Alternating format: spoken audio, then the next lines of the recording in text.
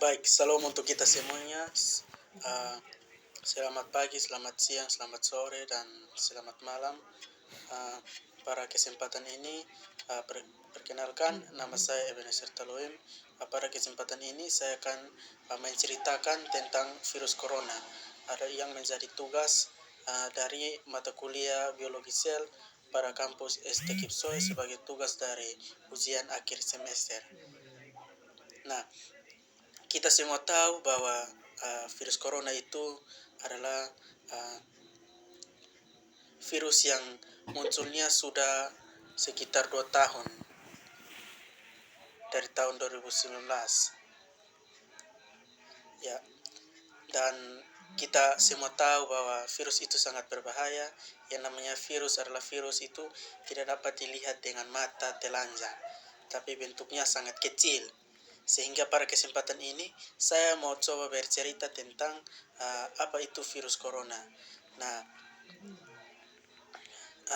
virus corona itu pertama kali itu ditemukan atau di kota Wuhan, Cina pada akhir Desember tahun 2019. Nah, nama lainnya adalah COVID-19 atau Coronavirus Disease 2019. Nah, virus ini karena namanya virus tidak dapat dilihat dengan mata, maka virus ini menular dengan sangat cepat dan telah menyebar sampai ke semua negara atau dunia. Nah, termasuk Indonesia, termasuk Provinsi Nusa Tenggara Timur, termasuk Kabupaten Timur Tengah Selatan, dan termasuk Kota Soe. Nah, padahal virus ini hanya ada dalam waktu beberapa bulan saja, tetapi dia menyebarnya sangat cepat. Nah, dampaknya membuat beberapa negara menerapkan kebijakan untuk memperlakukan lockdown dalam rangka mencegah penyebaran virus corona. Nah, kalau di Indonesia sendiri diberlakukan kebijakan pembatasan sosial berskala besar atau yang biasa kita sebut PSBB untuk menekan penyebaran virus ini. Nah, virus corona itu adalah kumpulan virus yang bisa menginfeksi sistem pernapasan. Nah, pada kasus yang banyak telah terjadi itu, virus corona ini menyebabkan infeksi pernapasan ringan, misalnya flu. Tetapi virus ini bisa menyebabkan infeksi pernapasan yang berat, seperti infeksi paru-paru atau pneumonia. Nah, orang mengatakan bahwa jika kita terkena corona, misalnya virus itu masih ada di bagian pernapasan kita, itu bisa dicegah. Tetapi kalau virus itu sudah melewati paru-paru, maka penyebabnya adalah kematian. Sebentar kita akan membahas tentang bagaimana angka kematian yang didapatkan dari virus corona ini. Nah, virus corona menular. Virus ini yang namanya virus itu dia menular melalui percikan dahak atau droplet dari saluran pernapasan. Contohnya, ketika kita berada di ruangan tertutup yang ramai dengan sirkulasi udara atau pertukaran udara yang kurang baik, atau kita dapat melakukan kontak langsung dengan orang yang kena virus corona atau droplet. Nah, pada beberapa pekan ini atau beberapa tahun dari tahun 2019 hingga tahun 2021 telah banyak tingkatan-tingkatan atau jenis-jenis virus corona. Misalnya itu ada virus SARS, COVID-19 bagian yang kedua, atau virus corona atau virus ini yang termasuk dalam kelompok ini, yaitu penyebab SARS atau Severe Acute Respiratory Syndrome, dan ada virus yang Middle East Respiratory Syndrome atau yang biasa disebut dengan MERS. Nah, dari jenis virus corona ini, meski sama-sama disebabkan oleh virus dari kelompok yang sama, yaitu virus COVID-19 atau coronavirus disease, tetapi mereka memiliki perbedaan antara SARS dan MERS, yaitu dengan berdasarkan penyebaran dan keparuhannya gejala. Nah, kita masuk pada tingkat kematian akibat COVID-19. Yang menjadi pergumulan dunia adalah tingkat kematian COVID-19. Kematian yang tertinggi itu ada pada Italia, dan di Indonesia juga peringkat 2 di Asia. Nah, virus corona atau COVID-19 itu dia bisa menyerang siapa saja, mau anak-anak, orang tua, dewasa. Dia tidak kenal usia.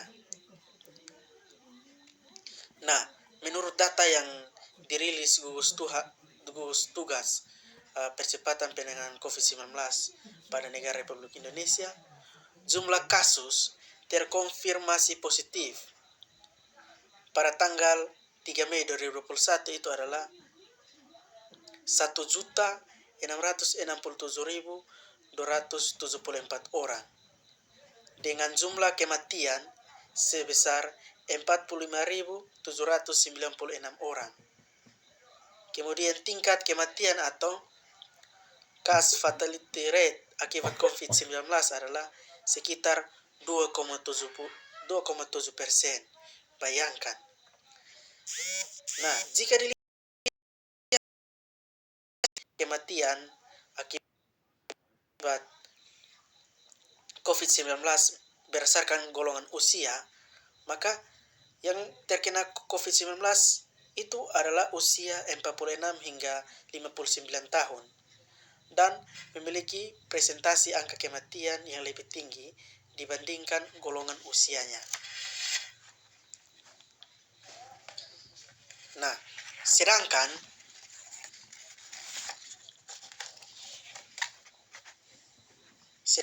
berdasarkan jenis kelamin, yaitu laki-laki dan perempuan, 56,6% penderita yang meninggal akibat COVID-19 adalah laki-laki, dan 43,4% itu sisanya adalah perempuan. Jadi berdasarkan data tingkat kematian COVID-19 ini, yang menjadi korban COVID-19 itu kebanyakan laki-laki, itu di Indonesia. Nah, kemudian gejala dari virus corona atau COVID-19. Nah, berbicara tentang gejala, kalau gejala awal akibat infeksi COVID-19 itu adalah flu, yaitu demam, pilek, batuk kering, sakit tenggorokan, dan sakit kepala. Setelah itu, gejala dapat hilang dan sembuh atau malah memberat. Nah, penderita dengan gejala yang berat bisa mengalami demam yang tinggi, kemudian batuk berdahak dan bahkan berdarah, sesak napas, dan ada nyeri di dada. Nah, gejala-gejala tersebut muncul ketika tubuh bereaksi melawan virus corona. Jadi dalam tubuh kita ada suatu sistem yang namanya sistem imun atau sistem kekebalan tubuh. Nah, kemudian secara umum ada 3 gejala umum yang bisa menandakan seseorang terinfeksi virus corona, yaitu yang pertama, demam atau suhu di atas 38 derajat Celcius, kemudian batuk kering, kemudian sesak napas. Nah, ada beberapa gejala lain juga yang bisa muncul pada infeksi virus corona, meskipun jarang ditemukan gejalanya, yaitu ada diare, sakit kepala, konjungtivitis, hilangnya kemampuan mengecap rasa atau hilangnya indera perasa, hilangnya kemampuan untuk mencium bau atau anosmia atau indera pencium, kemudian ada ruam di kulit, ada bercak-bercak di kulit. Nah, gejala COVID-19 ini umumnya muncul dalam waktu 2 hari sampai 2 minggu. Setelah penderita terpapar virus corona, maka sebagian pasien yang terinfeksi virus corona bisa mengalami penurunan oksigen tanpa adanya gejala apapun. Kondisi ini biasanya disebut dengan happy hypoxia. Nah, untuk memastikan apakah gejala tersebut merupakan gejala virus corona, perlu dilakukan beberapa cara atau langkah untuk mengetahui apakah orang terkena virus corona atau tidak, yaitu dengan melakukan rapid test atau PCR. Nah, untuk menemukan tempat melakukan rapid test atau PCR itu ada di puskesmas atau rumah sakit atau klinik-klinik. Nah, kemudian kapan kita harus ke dokter ketika kita terkena COVID-19? Nah, yang pertama, jika kita merasa kita terkena COVID-19 adalah jangan dulu kita pergi ke dokter, tetapi kita melakukan isolasi mandiri. Nah, isolasi mandiri itu apabila kita mengalami gejala infeksi virus corona seperti yang telah kita sebutkan tadi, maka jika dalam 2 minggu terakhir kita harus berada di daerah yang memiliki kasus COVID-19 atau kontak dengan penderita COVID-19. Nah, setelah itu hubungi dokter atau dihubungi tim gugus tugas COVID-19 untuk mendapatkan pengarahan lebih lanjut. Apabila Anda terkena COVID-19, nanti tim gugus tersebut akan memberikan arah. Anda harus melakukan karantina atau bagaimana. Nah, bila kita mungkin terpapar COVID-19 tetapi tidak memiliki gejala apapun, kita tidak perlu memeriksakan diri ke rumah sakit. Cukup kita tinggal di rumah selama 14 hari dan kita membatasi kontak dengan orang lain. Nah, apabila ada gejala baru, kita bisa melakukan isolasi mandiri. Dan kita bisa menanyakan kepada dokter atau melalui telepon, atau melalui aplikasi, atau melalui tindakan apa yang dapat membuat kita berhubungan dengan dokter. Nah, kemudian ada juga kita dapat melakukan atau meminum obat yang perlu kita konsumsi. Nah, bila kita memerlukan pemeriksaan langsung oleh dokter, kita jangan langsung ke rumah sakit karena akan meningkatkan risiko kita tertular COVID-19 ke orang lain. Kita bisa membuat janji dengan dokter agar pertemuan kita itu di mana dan tempat itu aman atau tidak. Nah, itu adalah kapan dan cara bagaimana kita harus pergi ke dokter jika kita terpapar COVID-19. Kemudian kita membahas lagi bagian yang berikut, yaitu penyebab dari virus corona. Nah, infeksi virus corona atau COVID-19 itu yaitu kelompok virus yang menginfeksi sistem pernapasan. Pada sebagian besar kasus, coronavirus itu hanya menyebabkan infeksi pernapasan ringan seperti radang flu. Tetapi virus ini juga bisa menyebabkan infeksi pernapasan berat seperti pneumonia, kemudian ada MERS, kemudian ada SARS yang tadi. Ada dugaan bahwa virus corona awalnya ditularkan dari hewan ke manusia. Itu kita mendengar informasinya pada awal-awal atau panas-panasnya virus corona. Namun kemudian diketahui bahwa virus corona juga menular dari manusia ke manusia. Nah, seseorang dapat tertular COVID-19 melalui berbagai cara. Itu yang pertama, tidak sengaja menghirup ludah yang keluar saat penderita COVID-19 batuk atau bersin. Kemudian memegang mulut atau hidung tanpa mencuci tangan terlebih dahulu setelah menyentuh benda yang terkena cipratan atau sumburan ludah penderita COVID-19. Kemudian kontak jarak dekat dengan penderita COVID-19. Misalnya yang menderita adalah keluarga atau kakak, adik, ya, karena rasa manusianya yang tinggi. Kemudian yang berikut adalah virus corona itu dapat menginfeksi siapa saja, tetapi efeknya akan lebih berbahaya atau bahkan fatal bila terjadi pada seorang yang lansia atau lanjut usia, ibu hamil, orang yang tidak memiliki penyakit tertentu, kemudian perokok, atau orang yang daya tahan tubuhnya sangat lemah, misalnya para penderita kanker. Nah, karena virus ini mudah menular, maka virus corona juga berisiko tinggi dapat menginfeksi para tenaga medis yang merawat pasien COVID-19. Oleh karena itu, para tenaga medis dan orang-orang yang memiliki kontak dengan pasien COVID-19 perlu menggunakan APD atau alat pelindung diri.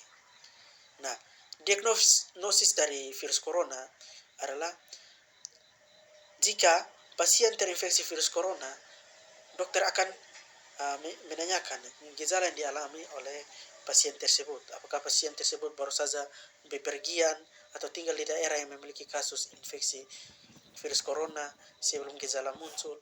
Kemudian dokter juga akan menanyakan kepada kita apakah pasien ada kontak dengan orang yang menderita atau diduga menderita COVID-19. Nah, untuk memastikan diagnosis dari COVID-19, dokter akan melakukan beberapa pemeriksaan. Nah, pemeriksaan tersebut adalah yang pertama itu adalah dengan rapid test.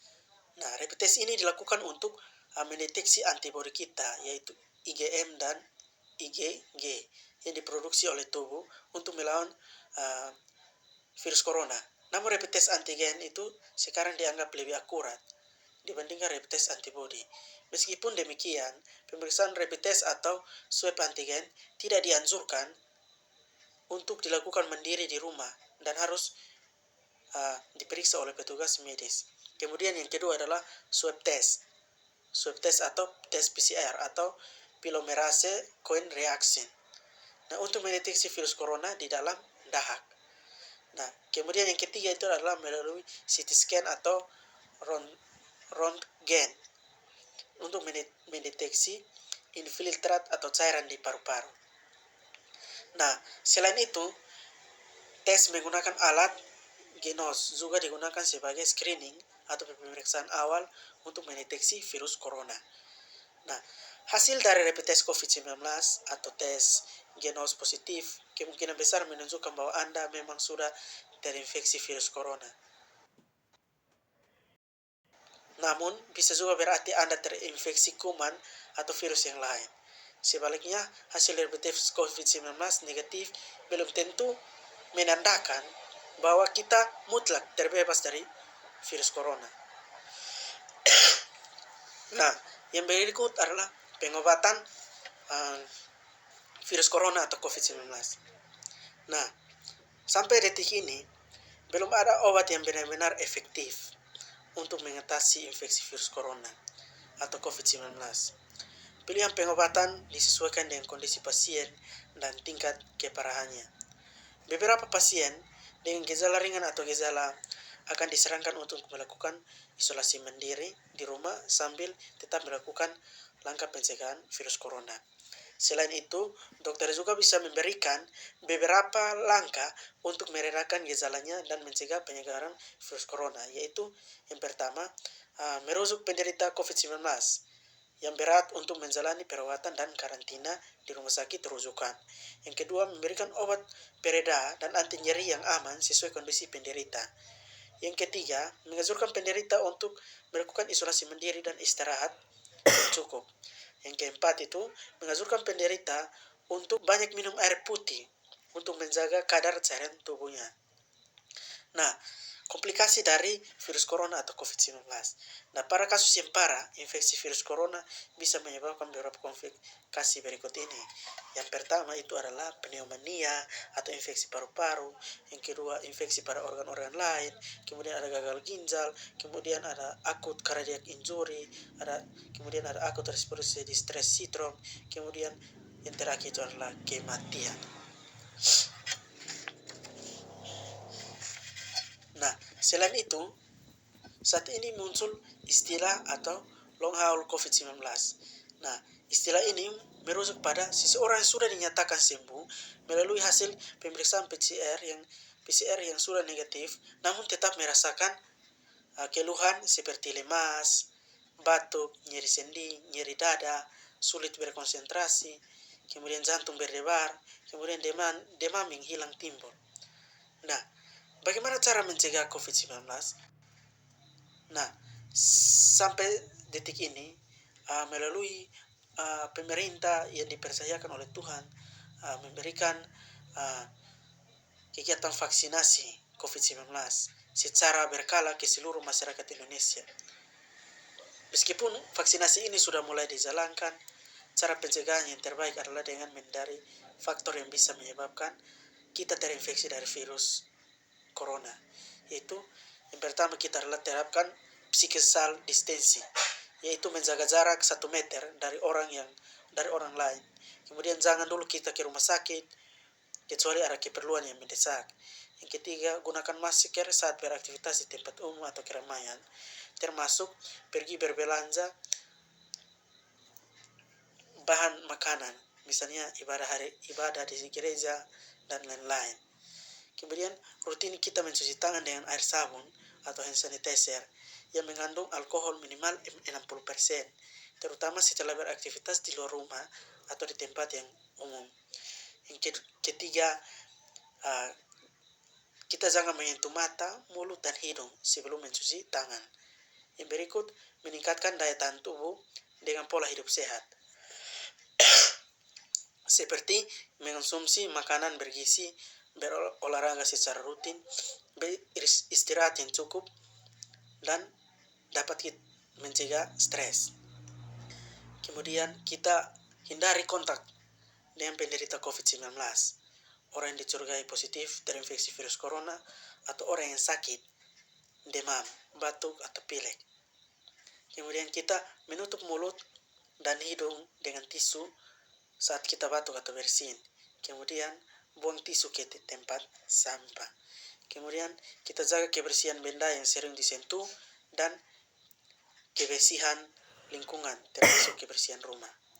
Nah, untuk orang yang diduga terkena COVID-19, termasuk kategori suspek dan probable, yang sebelumnya disebut sebagai ODP atau orang dalam pemantauan, maupun PDP atau pasien dalam pengawasan, ada beberapa langkah yang harus kita lakukan agar tidak kita menularkan virus corona ke orang lain.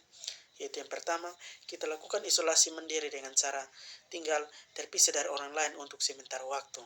Bila tidak memungkinkan, gunakan kamar tidur dan kamar mandi yang berbeda ruangan dengan yang digunakan oleh orang lain. Yang berikut, jangan kita keluar rumah kecuali kita mendapatkan pengobatan. Kemudian yang berikut adalah bila kita ingin ke rumah sakit saat gejala bertambah berat, sebaiknya hubungi dulu pihak rumah sakit untuk menjemput. Kemudian larang orang lain untuk mengunjungi atau menjenguk kita sampai kita benar-benar sembuh. Kemudian sebisa mungkin jangan melakukan pertemuan dengan orang yang sedang sakit. Kemudian hindari berbagai penggunaan alat makanan dan minuman, alat mandi, serta perlengkapan tidur dengan orang lain. Nah, selain itu kita dapat memakai masker dan sarung tangan bila berada di tempat umum atau sedang bersama dengan orang lain. Nah, kemudian kita bisa gunakan tisu untuk menutup mulut dan hidung bila kita batuk atau bersin, lalu segera membuang tisu tersebut ke tempat sampah. Kemudian ada kondisi-kondisi yang memerlukan penanganan COVID-19 langsung oleh dokter di rumah sakit, seperti melahirkan, operasi, cuci darah, atau vaksinasi anak. Perlu ditangani secara berbeda dengan beberapa penyesuaian selama pandemi COVID-19. Nah, tujuannya adalah untuk mencegah penularan virus corona selama Anda berada di rumah sakit. Kemudian kita bisa konsultasikan dengan dokter tindakan terbaik yang perlu kita lakukan. Nah, apabila kita ingin mendapatkan lebih banyak informasi mengenai pencegahan dan penanganan infeksi COVID-19, maka kita harus berhubungan dengan bagian kesehatan melalui telepon untuk menanyakan bagaimana gejala tersebut. Nah, demikian cerita saya mengenai COVID-19. Kiranya bermanfaat bagi kita semua, dan anjuran dari saya bahwa COVID-19 adalah pergumulan dunia yang begitu berat untuk menyelesaikan pandemi ini. Kita berharap bahwa setelah dilakukan vaksinasi atau melalui program pemerintah untuk menghilangkan atau memberhentikan atau mencegah COVID-19 ini bisa membawa perubahan yang baik bagi kita. Sehingga kita dapat bisa hidup di sama seperti masa-masa sebelumnya. Dan pesan dari saya bahwa kita harus menggunakan masker saat bepergian, atau kita tetap menjaga kesehatan kita sehingga kita tidak dapat tertular dengan coronavirus disease atau COVID-19. Akhir kata, salam sehat.